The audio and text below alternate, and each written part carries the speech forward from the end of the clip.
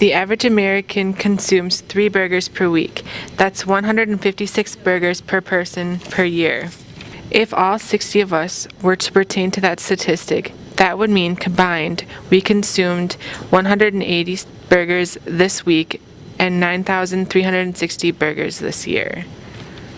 Because of the demand for burgers, the mass production of beef has led to the meat production plants processing all the meat together. It has been found that one beef patty can contain DNA from over 1,000 different cows. 30% of the Earth's entire living area is taken up by livestock. That includes pastures and land usage for crops. A modern form of intensive farming that refers to the keeping of livestock, such as cattle, poultry, and fish, at higher stocking densities than is usually the case with other forms of animal agriculture. We understand both viewpoints when it comes to factory farming. According to the virtue ethics theory, it is wrong to treat animals in such a way. However, according to the utilitarian standpoint, we ought to maximize happiness of those who are starving, thus allowing for factory farming to take place in the interest of maximizing the happiness of humans. If one were to follow the ideas of virtue ethics, one would wish to follow the actions of a virtuous agent. A virtuous agent is someone who is thought to be a person who possesses virtuous characteristics. The wish to not harm others would be a virtuous trait. If this person, who they presume to be a virtuous agent, would not treat animals in such a way simply with means to consume their byproducts only for enjoyment, then this person would do the same. One would strive to do the same actions as this virtuous agent. Utilitarianism is the ethical theory that strives to maximize happiness. One would have to compare the happiness that is brought to a human by consuming chicken to the happiness taken away from the chicken by killing it. The weight of human desires over feelings of chicken would have to be determined by the consumer of the chicken. Curtin's argument derives from a critique of factory farming, along with his arguments for anti-cruelty diet. In factory farming operations, 6 billion animals suffer and die annually, 16 million each day. He argues that while we consider certain things to be dangerous for humans, such as steroids for athletes, it is morally wrong that we are okay with animals being genetically engineered in order to make them grow faster to our benefit. Curtin and Adams, both as ecofeminist theorists, find factory farming highly unacceptable. Feminist theory in general, with its emphasis on relationships among beings and the emotional significance of these relationships, is opposed to the objectification and consumption embodied in industrialized meat production. They argue that besides contributing mightily to distility in the world by raising and slaughtering sentient beings for food, we violate their moral basic rights. And we ought to enjoy humanity to stop what they see as outright barbarism.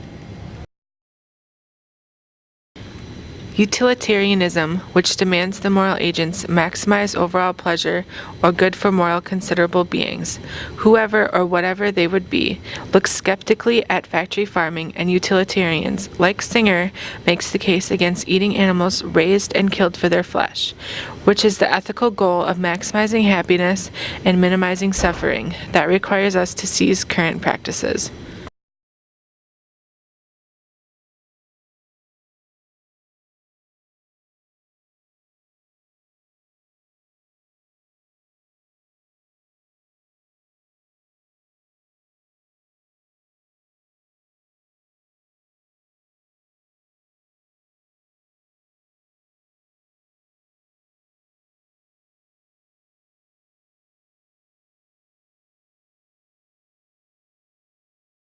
Until there can be a more efficient mode of meeting the demand for food, factory farming is the cheapest route for companies to take to meet this demand.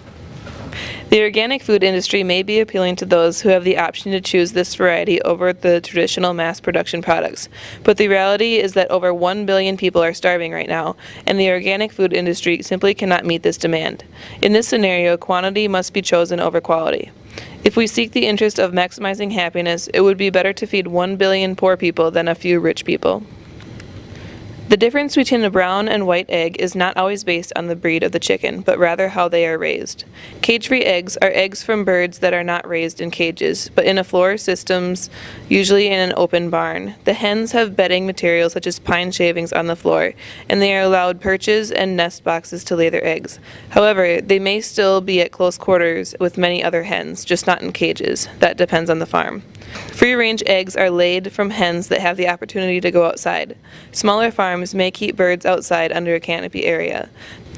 They may travel in and out of a barn at free will or spend some portion of their day roaming outdoors.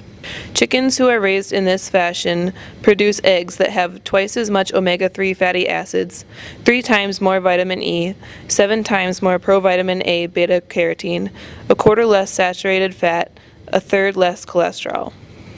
Egg yolks are also a known source of lutein and zeaxanthin, but the pale, watery yellow yolks in eggs from caged chickens, fed the waste products of the grain industry, contain very little.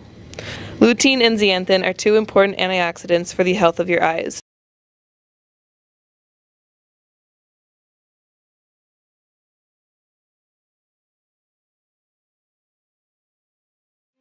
They say knowledge is power. So you need to know this. One simple choice you make has the power to reduce pollution, save resources, combat world hunger, improve your health, and create a kinder world. Want to know how? Then keep watching. What contributes more to climate change than all of the world's planes, trains, and automobiles combined? Farm animals. According to the UN, raising animals for food is one of the largest contributors to greenhouse gas emissions. And that's only the beginning. As demand for animal products has grown, animal agriculture has gobbled up more and more water, energy, crops, and land. Over recent decades, vast expanses of native habitat around the world have been cleared to grow crops to feed animals, most of them in factory farms.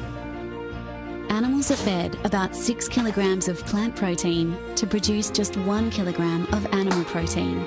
The numbers just don't add up.